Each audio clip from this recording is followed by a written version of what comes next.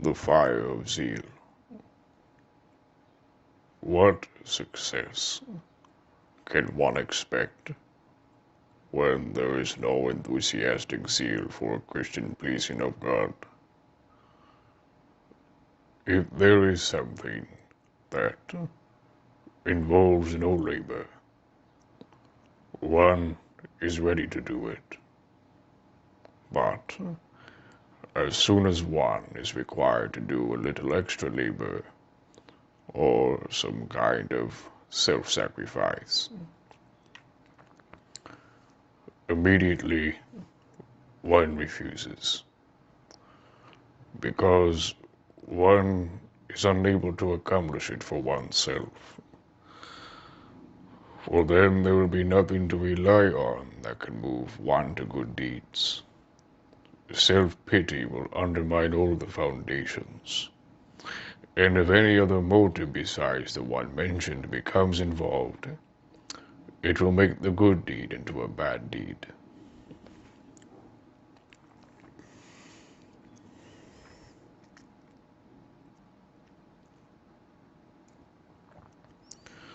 The spies under Moses were afraid because they spared themselves. The martyrs willingly went to death because they were kindled by an inward fire. A true zealot does not do only what is according to the law, but also what has been advised, and every good suggestion that has been secretly imprinted on the soul. He does not only what has been given, but he is also an acquirer of good things. He is entirely concerned with the one good thing, which is solid, true, and eternal. St. John Chrysostom says that everywhere we must have fervor and much fire of the soul, prepared to be armed against death itself, for otherwise it is impossible to receive the kingdom.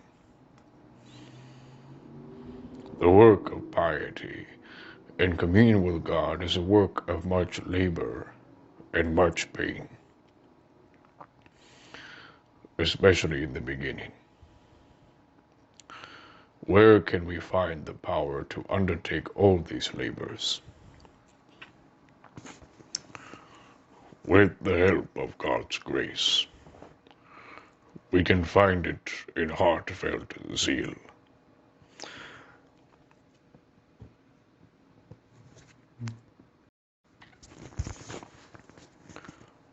A merchant, a soldier, a judge, or a scholar has work which is full of cares and difficulties.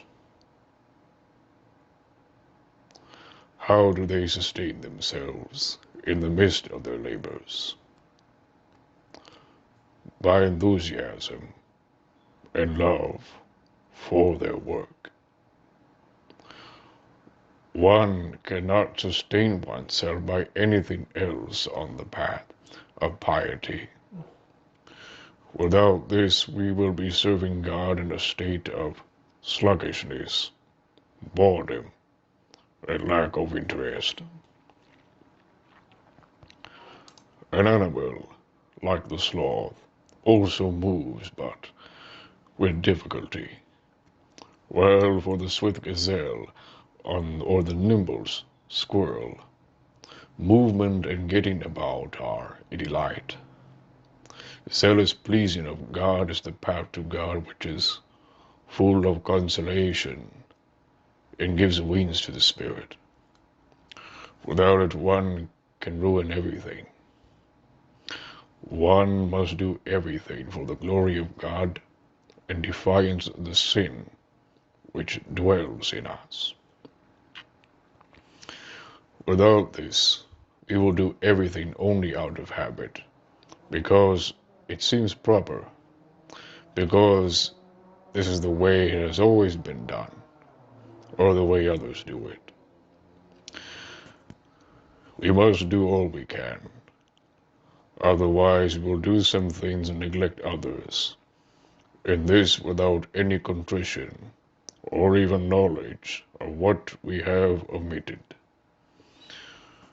One must do everything with heedfulness and care as our chief task, otherwise we will do everything just as it comes.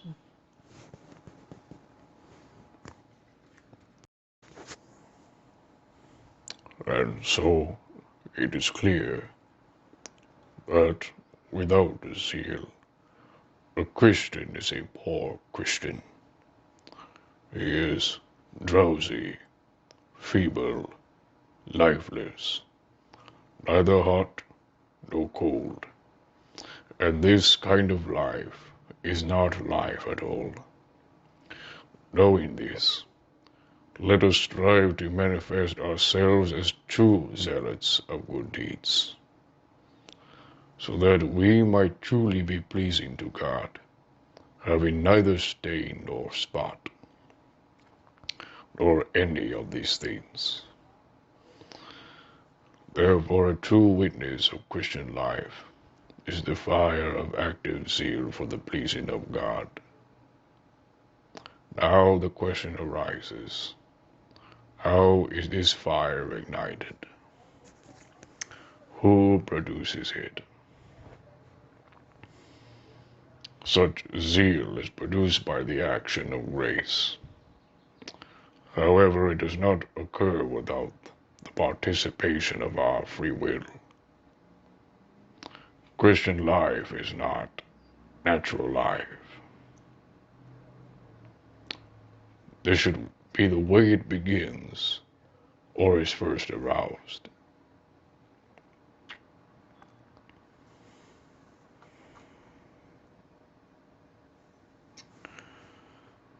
As in a seed, growth is aroused when moisture and warmth penetrate to the sprout which is hidden within, and through these the all-restoring power of life comes.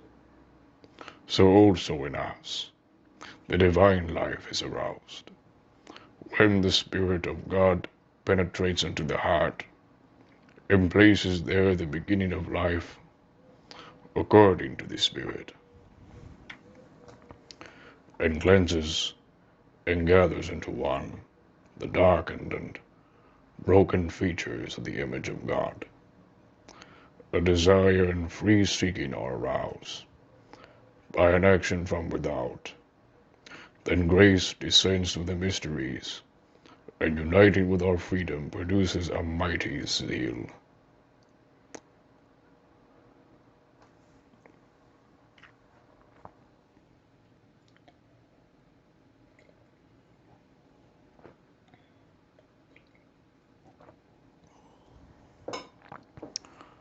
But let no one think that he himself can give birth to such a power of life.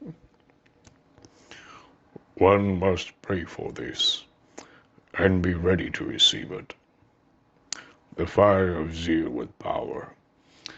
This is the grace of the Lord, the Spirit of God, descending into the heart, begins to act in it with a zeal that is both devouring and all active.